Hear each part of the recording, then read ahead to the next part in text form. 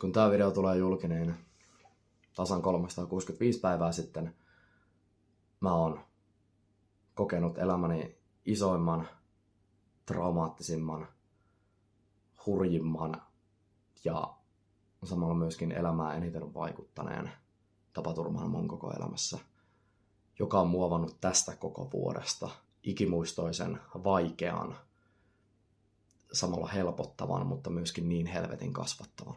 Jos et ole aikaisemmin nähnyt mua ikinä missä, niin hyvää päivää. Vietämme 28. päivä joulukuuta ja mun nimi on siis Korpimäen Juuso, mä oon 26-vuotias oululaisasukki, juontaja, hosti ja samalla myöskin opiskelija. Ja tasan vuosi sitten olin lasketteluonnettomuudessa, joka tapahtui siis 28. päivä 12. noin siinä kello 16.30 muistaakseni, tai vähän aikaisemmin, ehkä joku kello 15. Ja mikä tämän koko onnettomuuden syy oli, niin mä avaan niitä kohta, mutta sanotaan tässä vaiheessa, että mitä mulle siis tapahtui, niin mulla todettiin selkärangan L1 tai L2 nikaman burst-murtuma, joka on siis käytännössä kuvassa, kuten näkyy, niin mulla on ollut yksi nikama siellä, joka on mennyt täysin littanaksi ja mennyt niin kuin 1000 pillun päreiksi, tälleen sirpaleiksi. Sitä kautta on myös tunkeutunut mun selkäytimeen. Lisänä tästä myöskin aiheutui lievä selkäydinvamma. Lievät selkäydinvammat on siis asioita, mitkä saattaa aiheuttaa kaikkea ihan perushermostollisista ongelmista aina ihan halvaantumisiin asti. Nyt kun te tiedätte, mitä mulla on oireiden osalta tapahtunut tai mitkä diagnoosit mä oon saanut, niin mä avaan seuraavaksi, että mitä tarkalleen ottaen tänä päivänä tapahtui. 27. päivä mun hyvä ystävä, paras ystävä Jyri laittoi mulle viestiä, että hei, pitäisikö lähteä ensi tai huomenna laskettelemaan Ounasvaaralle. Mä olin siis ollut Rovaniemellä viettämässä joulua ja vieteltiin sitten joulupälipäiviä siinä. Ja mä pikkusen aikaa emmin sitä, että en välttämättä jaksa lähteä, koska mä en henkilökohtaisesti tykkää Ounasvaarasta hirveästi laskettelukeskuksena. Ei mitään henkilökohtaista Ounasvaaraa vastaan, mutta mun mielestä se on vaan aika suppea ja yleisesti aika tylsä laskettelukeskus. Mutta sitten kuitenkin pienen miettimisen jälkeen mä silleen, no ihan sama, että miksei. Et siis mä en ole pitkä aikaa käynyt laskettelemassa koronan vuoksi ja muuta vastaavaa, niin miksi ei, ja mulla on noin omat kampeet tossa, niin se tulee halvemmaksi, niin ihan sama. Lähdetään vaan. Seuraava päivä koitti, lähdimme rinteeseen joskus siinä 12 maissa muistaakseni, ja mä huomasin todella nopeasti, että taidot on aika ruosteessa. Kontekstina mä oon lasketellut siis 15 vuotta, varmaan elämästäni suurin piirtein, ja nuorempana on hyppinyt hyppyreistä ja bokseista ja muista vastaavista, eli en ole siis täysin untuvikkolaskettelija. Laji on siinä mielessä mulle tuttu. Mentiin tänne laskettelukeskukseen, ja laskettiin siinä muutamat kerrat. Nämä mun omat kamat, millä mä oon laskenut niillä kerran aikaisemmin, ja viime kerrasta on aikaa, niin ne ei oikeastaan ollut mulle hirveästi sisään ajetut, joka teki sen, että mulla oli aika jäykkää se lasketteleminen, ja mulla on sattu jalkoihin tosi paljon. Tää on se hetki, kun mä sanoin, että kyllä sitä vaan vittu vanhaksi tulee. Anyways, pojilla oli vähän vauhikkaampi vauhti ja mä koitin pysyä perässä ja kaatuilin menemään ja kaikkea muuta vastaan. Mutta ei siinä, mulla oli tosi hauskaa ja piti ottaa välistä vähän iisisti ja pojat kävi laskemassa yksinään ja mä koitin siinä sitten vähän hengitellä. Kuitenkin jossain vaiheessa sitten mä aloin saamaan itselleni vähän semmoista itsevarmuutta ja kävin hyppimässä vähän tämmöisistä pienemmistä hyppyreistä, mitkä on yleensä railien vieressä. Eli ei voi käytännössä sanoa edes hyppyreiksi, ne on semmoisia droppeja käytännössä. Hypin niistä. Mä en ole ikinä ollut semmoinen temppuilija, mä en ole ikinä tehnyt temppuja, mä oon vaan hyppinyt. Siinä sitten muutamat kerrat laski ja sitten yhtäkkiä tuli semmoinen niin tosi hyvä fiilis vaan siitä, että hei, et kyllä tää alkaa tästä niin tottumaan ja jalatkin tottu suksiin ja monoihin ja muuta vastaavasti. Oli semmoinen niin hyvä fiilis. Mä olin parin otteeseen käynyt jo boksista hyppäämässä ja miksi en olisi, boksit ollut mulle tuttuja, mä oon hypännyt bokseista hyvin pitkälti aina, kun mä oon lasketellut. Muutamat kerrat meni hyvin. Siinä sitten alhaalla ollessa mulla oli tosi hyvä fiilis, mä olin hypännyt Ounasvaaran street-rinteen alhaisimman hyppyrin vieressä olevasta boksista pariin otteeseen. Aika hitaalla vauhdilla ottanut vähän tatsia siihen ja mentiin hissiin. Mä muistan, että mä sanoin, että ensi kerralla pitää ottaa vähän enemmän ilmaa, vähän enemmän vauhtia, että saadaan oikeasti kunnon airi ja sitten saa lendättyä sen hypyn kunnolla. Toisin kävi. Jälleen kerran laskettiin siinä ihan normaalisti. Käytiin dropit ja railit ja muut vastaavat ja tällaiset. Sitten tuli tämä hetki, kun oltiin tulossa juuri tähän street-rinteen viimeisen hyppyrin vieressä olevaan boksiin.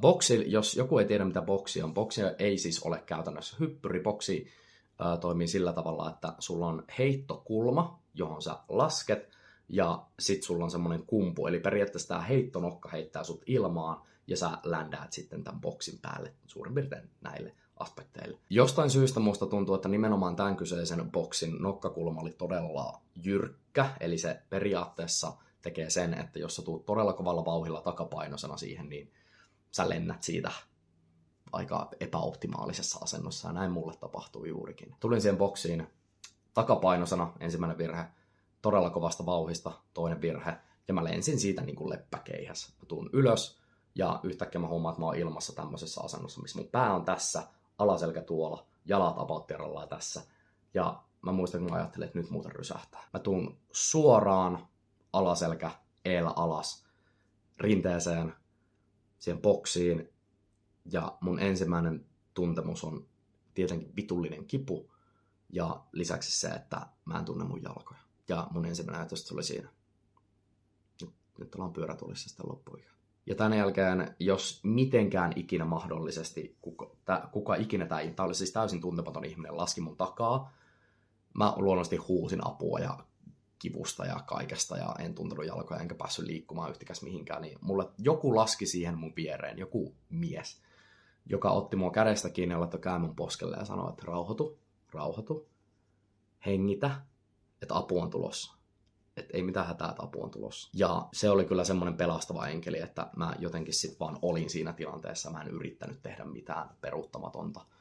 Ja jos siinä ei olisi ollut sitä, niin mä en tiedä mitä vittua, mä olisin siinä ihan täysin yksin tehnyt. Kuitenkin sitten tässä vaiheessa mun kaverit tuli siihen viereen myöskin, että sattuko ja kaikkea tällaista. Ja siinä vaiheessa tietenkin sitten tuli nämä kelkka. Ja sitten mut nostettiin siitä baareille. Ja kiitos paljon, kun kaverit oli auttamassa siinä, koska heillä on siis palomiestaustaa, niin he tietää, miten baareille nostetaan ihminen. Mutta tässä vaiheessa ei siis tietty vielä, että mulla on selkärangassa murtuma. Mut laitettiin siitä sitten moottorikelkan kyytiin semmoiseen niin tuubiin niillä baareilla. Tässä vaiheessa mä soitin äitille ja laitoin luokkalaiselleni viestiä, että sori, mä en oo tulossa tänään kahville. Nyt rysähti vähän pahasti ja sitten soitin äitille myöskin, että mä oon menossa tästä seuraavaksi sairaalaan. Tässä vaiheessa mut siirrettiin sitten tämmöiseen johonkin huoneeseen tai siis enemmänkin rakennukseen, mihin mun baarit sitten työnnettiin. Ja tässä vaiheessa mä aloin tuntemaan myöskin sen, että tai itse asiassa siinä onnettomuustilanteessa jo meni hetki aikaa, että mä aloin tuntemaan sen, että mulla on tunto varpaissa. Ja tää oli todella iso juttu, koska mulla on semmoinen muistikuva, että joskus joku on mulle sanonut, että niin pitkään kun sulla varpaat liikkuu, oli kyseessä sitten kylmyys tai ihan mikä tahansa tämmönen, niin silloin sä tiedät, että isompaa vahinkoa ei ole tapahtunut. Mä en tiedä, meneekö tää tällä tavalla, mutta jos menee, niin kerro kommenteissa ihmeessä, että onko mä ollut ihan väärässä. Kuitenkin en ole vihainen millään tasolla, en ole katkera siis tästä ambulanssikyydistä, mutta valitettavasti LKS:lle ja päivystyksen oli mennyt tää tieto vähän väärin ja jostain syystä mun tilannetta ei oltu otettu ihan niin kriittisenä, mitä se oikeasti oli. Mutta onneksi tässä vaiheessa huomattiin se, että mä en tunne vessahätää, mä en tunne oikeastaan niin kuin kunnolla jalkoja, mä en pysty kunnolla nostamaan niitä ja mulla sattui selkään. Ja mulle laitettiin semmoinen ilmapatja siinä kuitenkin, vaikka käytännössä sitä ei ehkä olisi tarvinnut laittaa. Eli periaatteessa jos mulla ei olisi sitä ilmapatjaa laitettu, niin koko se matka olisi ollut yhtä saatanan runnomista sinne murtuma-alueelle, joka olisi varmasti tehnyt enemmän vahinkoa. Mutta siitä selvittiin, päästiin LKS:ään, mutta siirrettiin sinne ja sen jälkeen mulle koitettiin laittaa katetreja ja muita vastaavia tällaisia. Ja sitten tultiin sanomaan, että todennäköisesti tässä ei ole mitään muuta kuin se, että sulla on pikku lihaskramppi siellä, sä oot 1 päivän tässä ja huomenna pääst kotiin. Ja mä olin tietenkin tosi onnellinen siitä, että kaikki on mennyt hyvin. Mutta paska vitut. Sanottiin sitten se, että koska mä en pysty virtsaamaan, mä en pysty tekemään käytännössä niin jaloilla hirveästi mitään, niin todettiin, että käydään nyt kuitenkin kuvaamassa se sun selkä. Ja se käytiin kuvaamassa. Ja tässä vaiheessa sitten, kun mut tuotiin takaisin sinne huoneeseen, missä mä olin, niin sitten 4 minuuttia siitä, niin mulle tultiin laittaa kipulääkkeitä, mulle tultiin laittaa kaiken maailman kanyyleja ja muita vastaavia. Siinä vaiheessa mä tiesin, että okei, nyt on tainnut rysähtää vähän pahemmin. Siitä muutama minuutti menee eteenpäin ja lääkäri tulee kysymään, että mikä se on vointi ja muuta vastaavaa. Sitten mulle sanotaan, että sulla on selkärangas murtuma. Sut siirretään ambulanssilla tämän päivän kuluessa, tämän illan kuluessa vielä Ouluun ja sulla on huomenna leikkaus. Otin infot vastaan, soitin ensimmäisenä äidille. Äiti tuli paikalle ja itkin vuolaasti ja pidin kärästä kiinni, että mitä vittua nyt tapahtuu. Että on absurdia. Ja olin siinä. Mutta sitten tässä vaiheessa mulle tuli myös se, että okei, nyt mä en mieti sitä, mitä voi tapahtua, vaan mä otan joka ikisen tiedon semmoisena vastaan, kun se tulee. Ja mä mietin vasta sen jälkeen, että mitä pitää tehdä seuraavaksi. Eli annoin itselleni oikeuden ja luvan olla vaan läsnä tässä tilanteessa semmoisena koon ja miettiä liikaa sitä, että mitä saattaa tapahtua, vaan että tästä selvitään, tästä taistellaan itsemme vielä ylös. Mut tuntevat ihmiset tietää sen, että mä oon äärioptimistinen.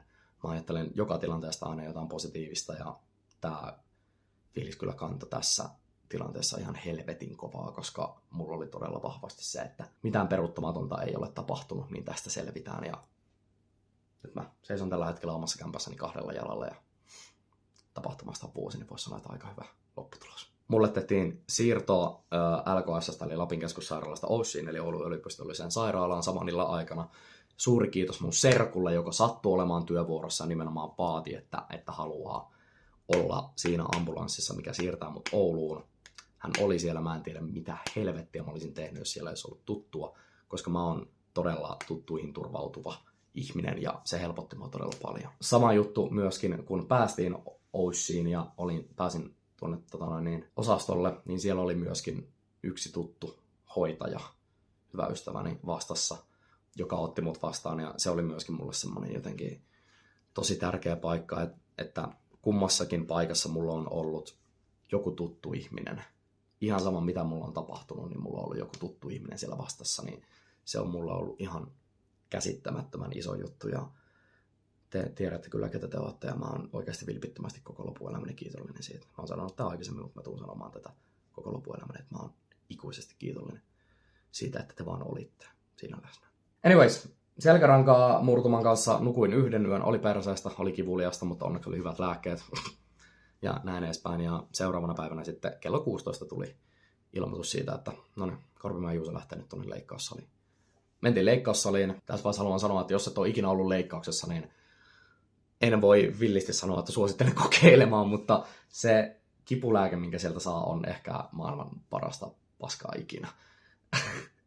Siinä katoaa kaikki huolet ja kaikki ajatukset ja muut vastaavat. Siinä tuli hyvä ja pehmeä olo, sanotaanko näin. Siinä kysyttiin tietenkin kaikki allergiatiedot ja muut vastaavat ja tällaiset, koska mä en ole aikaisemmin ikinä ollut leikkauksessa.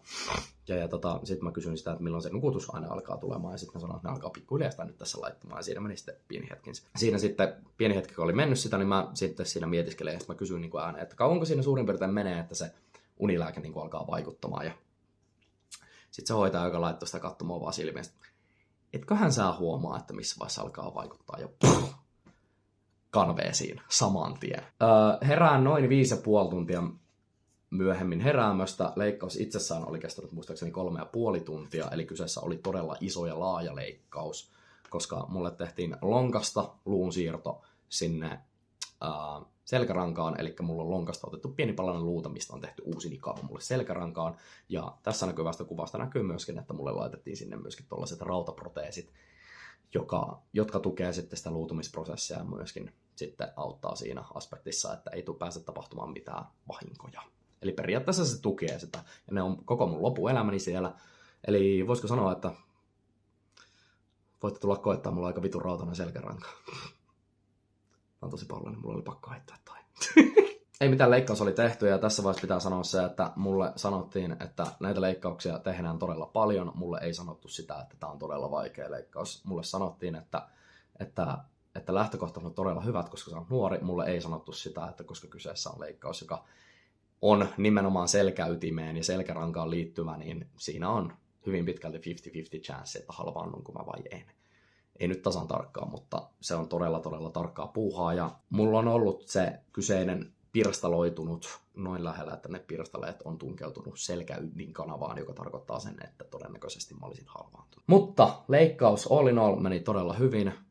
Mä heräsin heräämöstä ja mä muistan sen, että mä olin nähnyt unta siitä, että mä olin sisarpuolten kanssa ollut baarissa.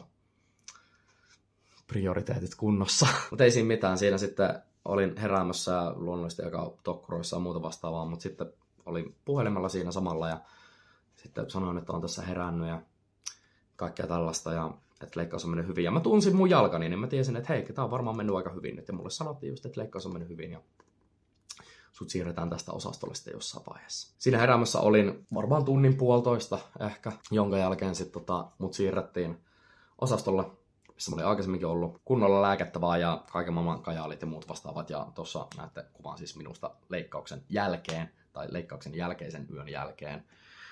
Oli raskasta, nukuin selälleen. Mä en ole ikinä ollut oikein hyvä nukkumaan selälleen. Ja luonnollisesti, koska se murtuma on vasta ollut siellä, niin mulla ei ollut hirveästi, niin kuin, mä en itse konkreettisesti pystynyt siis kääntymään sängyssä. Siihen tarvittiin aika paljon apuja. Kuitenkin seuraavana päivänä, eli yksi päivä myöskin jo koko leikkauksen jälkeen, niin mä kävin jo jalkoilla Eeva Telinen kanssa, mikä oli todella upeata. Mä päätin jo siinä vaiheessa, että ihan sama mitä eteen tulee, niin mä pusken joka päivä itseäni eteenpäin, että mä pääsen tästä vielä omille jaloilleni. Koska konkreettisesti mä menetin mun kävelykyvyn, mulla oli tullut todella isot hermovauriot nimenomaan selkäytimen, koska lievä selkäydinvamma tekee sen, että se vetää vähintäänkin niitä hermostoverkostoja alas, joka tekee sen, että mulla ei ollut mahdollista käydä vessassa, mulla ei ollut mahdollista esimerkiksi ulostaa, mulla oli tullut todella isot lihasheikkoukset, varsinkin oikeaan jalkaan ja vasempaan jalkaan, joka tekee sen, että mä en pystynyt kävelemään, ja sen lisäksi mä en oikeastaan edelleenkään tunne kunnolla mun vasenta pakaraa tai vasenta nipusta. Ja ne on semmoisia asioita, mitkä todennäköisesti on lopun elämän. Mutta mä oon todella onnellinen, että se on noin pienistä asioista kiinni. Toki muitakin oireita on, ja mä kerron niistä sitten lisää myöhemmin. Joka tapauksessa tässä on se, mitä on tapahtunut. Ja tämän jälkeen sitten alkoi todella aktiivinen joka päivä sängystä ylös nouseminen. Ja tässä vaiheessa mä näytän, että mikä oli se, mikä auttoi mua nousemaan sängystä ylös. No heipä hei, mä näköjään alan pukemaan tätä jo päälle niin kuin selkärangasta.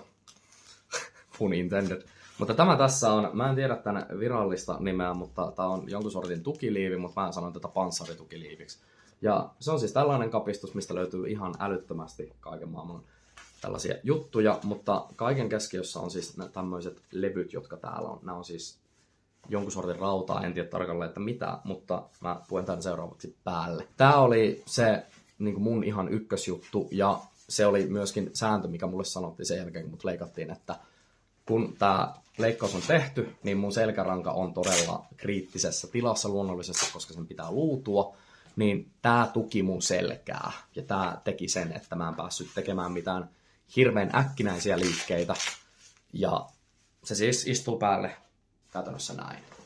Ja kuten näette, toivottavasti, niin tää tekee sen, että mä en pysty hirveästi tekemään mitään niin kuin kiertoliikkeitä, vaan tää pitää selän suorassa ryhdikkäänä ja tukee sitä. Niin tää oli semmonen, mikä mulla piti olla päällä aina, kun esimerkiksi vaikka istuu tai ihan mitä tai no itse asiassa tää ei ollut mulla istuessa päällä aina, mutta hyvin pitkälti ensimmäiset kriittiset viikot oli semmosia, että aina kun mä nousin sängystä, niin mulla, tai siis aina kun mä istuin edes sängyllä, niin mulla oli tää kyseinen liivi päällä, koska se tuki mun selkärankaa, ettei pääse käymään mitään nitkahduksia tai muita vastaavia. Mä oon itse asiassa yllättynyt, että tää sopii vielä. Tää sopii itse asiassa vähän paremmin, mitä tää sopi silloin sairaalassa. Varmaan sen takia, koska mulla oli joulukilot siinä alla. Tätä kyseistä liiviä piti pitää siis muistaakseni 3 kuukautta leikkauksen jälkeen, ja 2 kuukauden jälkeen sai alkaa kokeilemaan elämää ilman tätä muistaakseni. Saatan muistaa väärin, mutta about 2-3 kuukautta tätä käytin aktiivisesti, ja viimeisen kerran mä käytin tätä muistaakseni maaliskuun loppupuolella. Anyways, olin siis sairaalassa vuodeosastolla yhteensä 6 päivää, ja siinä aikana kävin sängystä ylhäällä monta kertaa. Mulla kävi monia ystäviä morjastamassa, mun perhe kävi morjastamassa, mä katoin enemmän uutisia ja Simpsoneita, mitä mä en ikinä ennen katsonut, koska siellä oli onneksi TV, ja mä saan olla siellä huoneessa yksin hyvin pitkälti suurimmassa osan ajasta. Hoitajat oli aivan upeita ja ihania. Ihan sama mikä mulla oli, niin mä sain apua, ja mä pyrin olemaan kaikkiaan todella kohtelias, koska mä arvostan joka ikistä terveysalalla työskentelevää ihan helvetisti, koska mä en ikinä pystyisi tuohon työhön, ja ei pitäisi olla itsestäänselvyys. Ja jos multa kysytään, niin lisää palkkaa hoitajille, saatana. Mutta tässä vaiheessa huomaan, että videota on kuvattu raakamateriaalin 22 minuuttia ja 30 sekuntia, joka tekee sen, että mä päätän, että mä jaan tämän nyt useampaan osaan. Tässä on se, mitä on tapahtunut. Tässä on se pohja sille kaikelle. Ja tässä vaiheessa mä kysyn ja pyydän, että muista tykätä videosta, muista laittaa mun kanavatilaukseen, jos kiinnostaa. Tai muista seurata TikTokissa, jos katsot tätä sillä suunnalla, jos haluat kuulla lisää näistä jutuista. Ja mä mielelläni kerron lisää. Mä haluan avata tämän koko prosessin, koko vuoden, koko jutun. ihan täysin. Mä lupaan mä käsittelen tämän koko sairaalassa olemisen, tai kerron kotiutumisen, mä kerron fysioterapiasta, mä kerron tunteista, mä kerron oman pään tappeluista. Mä haluan vaan ottaa teidät mukaan oikeasti syvälle tuonne mielen sopukoihin ja kertoa niin avoimesti ja rehellisesti kaiken, mitä mä vaan pystyn, koska tämä on semmoinen juttu, mikä on opettanut ja antanut mulle ihan helvetisti, ja mä en ikinä tule ottamaan sitä itseltäni pois, enkä pysty ottaa itseltäni pois, enkä mä haluaisi enää tässä vaiheessa ottaa sitä itseltäni pois, koska niin ironista kuin se onkin, niin tämä onnettomuus on antanut mulle aivan älyttömästi. Ja mä olen siitä iloinen, että kaikki on mennyt niin hyvin, mitä on mennyt. Pidemmittä puhetta tässä vaiheessa toivon, että jätätte kommentteja, että mitä haluaisitte kuulla tästä koko jutusta. Mä kerron ihan mielelläni. Mä tuun kertomaan tästä Instagramissa, mä tuun kertoa tästä TikTokissa myös tällä YouTuben puolella. Ja tässä vaiheessa seuraa mua joka paikassa @JuusoKorpimaki. Me nähdään ensi videossa. Kiitos kun katsoit tänne asti. Muistakaa rakastaa. Toivottavasti teillä oli ihana joulu jokaisella ja mä toivotan teille jokaiselle hyvää uutta vuotta. Ja tässä vaiheessa haluan sanoa myöskin sen, että muistakaa sanoa jollekin tai siis ihmiselle, ketä sä rakastatte, että rakastatte sitä. Koska se ei ole kuin yksi napin painallus tai napsautus, niin yhtäkkiä sulta voidaan ottaa ihan mikä tahansa tärkeä tai itsestäänselvyydeltä tuntuva asia pois. Ei mulla muuta.